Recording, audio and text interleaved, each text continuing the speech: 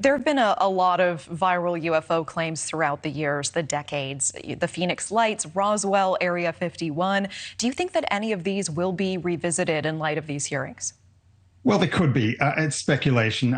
That's the kind of thing that everybody sort of thinks of in the popular imagination, Roswell and what was behind the Phoenix Lights. They're very complicated stories. And to be honest, I'd rather that they didn't come up and that they focused on the sightings by the aircraft pilots and sightings just by other people on the ground, for example, who see very enigmatic things that can't be explained after thorough investigation.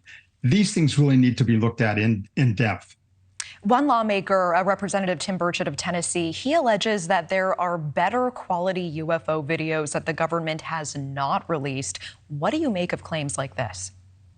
I take those very seriously, and I believe that the government does have this kind of material. I mean, after all, it's been 70 years since the modern UFO phenomenon started, and pilots have been up there, among other people, encountering these things. They've had photographic evidence for years, as comes out through Freedom of Information Act documents, through newspaper articles, that pictures have been taken and video has been taken for years.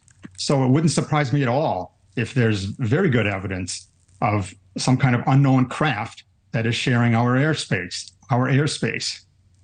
You know, together, how credible do you feel these witnesses are? And we just heard one of them speaking to, the personal and professional risk he feels he's taking here. How valid and how real is that?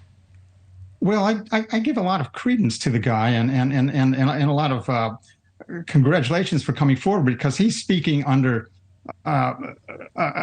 possible perjury charges if he's lying. I mean, you just don't make these kind of statements and then go before Congress just for a joke. I mean, you could end up imprisoned.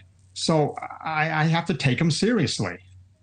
And we've heard this before. This kind of testimony goes back, again, decades. If a person were to really get involved in the study of the UFO field, people have been saying things like Grush for many, many years. Yeah. Rob Switek, appreciate the context and time. Thank you so much for coming on the show.